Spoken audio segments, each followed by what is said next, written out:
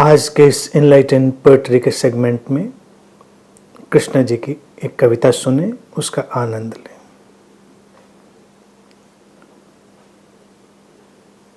किताबों को हटाकर, फलसफों को जलाकर, अपने भीतर जमी बर्फ को अपनी ही आग में गलाकर मिलो कभी जिंदगी से। अपनी अपनी कहानियां और सारी निशानियां या फिर खुद की ही बनाई सारी परेशानियां पूरी तरह से मिटाकर मिलो जिंदगी से। कभी बस उसे देखो, सुनो और महसूस करो। कभी बस उसे देखो, सुनो और महसूस करो। उसके बारे में कुछ भी बिना कहे हुए, लफ्जों, ख्यालों और ख्वाबों की दुनिया से दूर, लफ्जों, ख्यालों और ख्वाबों की दुनिया से दूर, चुपचाप जिंदगी की ही गोद में पूरी तरह जागे हुए, किताबों को हटाकर, फलसफों को जलाकर, अपने भीतर जमी बर्फ को अपनी ही आग में गलाकर मिलो कभी जिंदगी से। जिंदगी हमेशा हमारा इंतजार करती है, लेकिन हम उससे मिलते कहाँ हैं? कोई किताबों में छुप गया है तो कोई फलसफों में, अपने अपने दर्शन में, अपनी फिलॉसफी में छुप गया है। जिंदगी के बारे में भी हमने कितने फलसफे गढ़ रखे हैं, कितनी अवधारणाएं बना रखी हैं। जिंदगी के बीच में किताबें आ जाती हैं, जिंदगी के बीच में फलसफे आ जाते हैं। वो किताबें चाहे धार्मिक किताबें हों या हमारी और किताबें हों, जिंदगी से विशुद्ध रूप से आमने सामने हम कब मिलते हैं? बड़ा दुर्लभ होता है। और लिखा है, अपने भीतर जमी बर्फ को अपनी ही आग में गलाकर। हमारे भीतर एक बर्फ जम गई है, सब फ्रीज्ड है। हम तरल नहीं हैं, हम बह नहीं पाते जिंदगी की तरफ। और तब हमको लगता है कि जिंदगी हमारे हाथों से फिसल रही है। उस भीतर की जमी बर्फ ने हमको इतना ठंडा बना दिया है कि हमारे भीतर उत्ताप नहीं रह गया है। न हमारे सुनने में उत्ताप है, न हमारे बोलने में उत्ताप है, न हमारे उठने बैठने और चलने में। उत्ताप अर्थात एक गर्माहट, गर्माहट अर्थात एक जीवंतता। तो अगर उस जीवंतता को लाना है, जो कि जिंदगी ही है, जीवंतता ही जिंदगी है, तो भीतर जो हमारे आग सोई पड़ी है, समझ की आग, होश की आग, एक बार उसको प्रज्वलित करें और भीतर की बर्फ को पिघलने दें। बीच बीच में हम सब फ्रीज कर देते हैं। कुछ समझा था, फिर समझ को फ्रीजर में डाल देते हैं। कभी कुछ हमने अच्छा अनुभव किया था, उसको फ्रीजर में डाल देते हैं। सब फ्रीज हो जाता है।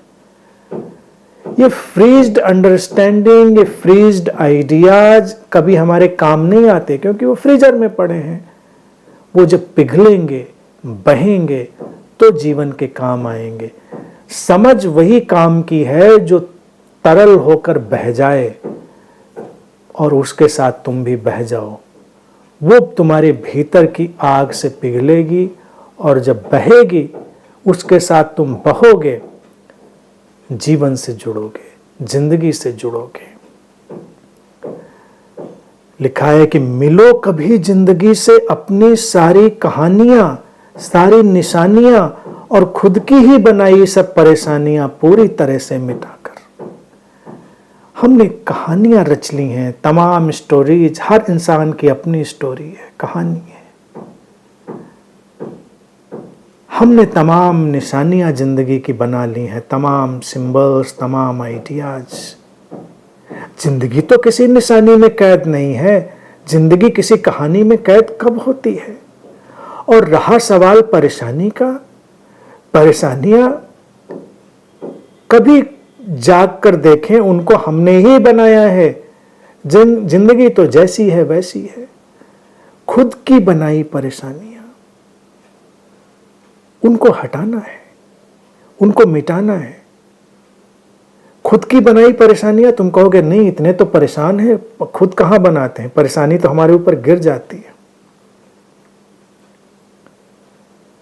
लेकिन जब जाग कर देखेंगे तो दिखाई देगा कि ठीक इस क्षण में क्या परेशानी है, इस वर्तमान के शाश्वत क्षण में क्या परेशानी है। जीवन वैसा ही है जैसा होना चाहिए, लेकिन फिर परेशानी को हम इंटरप्रेट करेंगे, परिभाषित करेंगे, और जितना परिभाषित करते जाएंगे परेशानियां बढ़ती जाएंगी। उन सबको हटाना है, पूरी तरह से मिटाना है। और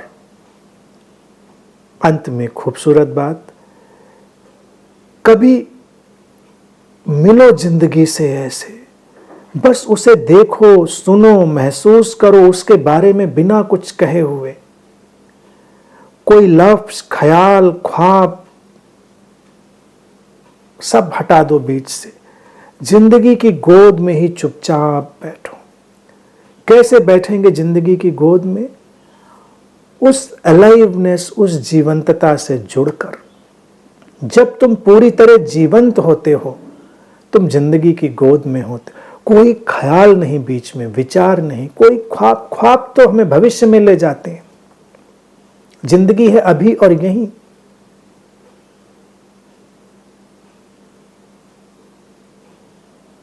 ये शब्द हमारे ऊपर ऐसे आते हैं पर्दे की तरह कि शब्द ही रह जाते हैं और शब्द के पीछे जो जीवन है वो दूर रह जाता है।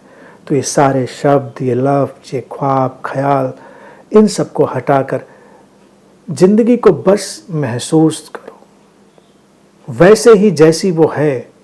सुनो, देखो, कोई आरोपित धारणा बीच में मत लाओ। और ये मौका हमेशा उपलब्ध है। यही तो विशुद्ध ध्यान है, जिंदगी को वैसा ही देखना, सुनना, महसूस करना, बिना किसी ख्वाब, ख्याल, शब्द, धारणा के। और जिंदगी की गोद में ही चुपचाप समाकर जीवंतता के एक एक कोशिका में वो जीवंतता धड़क रही, एक एक क्षण में, एक एक कण में वो जीवंतता धड़क रही है। लेकिन जब हम उसको इन सपनों से, इन धारणाओं से, अपनी कहानियों से, अपने प्रतीकों से, अपनी निशानियों से, अपने परेशानियों के चश्मे से देखते हैं तो कुछ भी दिखाई नहीं देता। और ये जिंदगी तो हमेशा उपलब्ध है। जब तक यही ध्यान ना बन जाए तब तक कोई ध्यान नहीं है। ध्यान को लेकर भी अगर कोई तुम्हारी अवधारणा है तो वो ध्यान नहीं है। ये जिंदगी से मिलना, कभी मिलो, कभी क्यों, हमेशा मिलो ना। कभी इसलिए कहा है क्योंकि हम तो मिलते ही नहीं, तो कभी ही मिल लो, काफी है।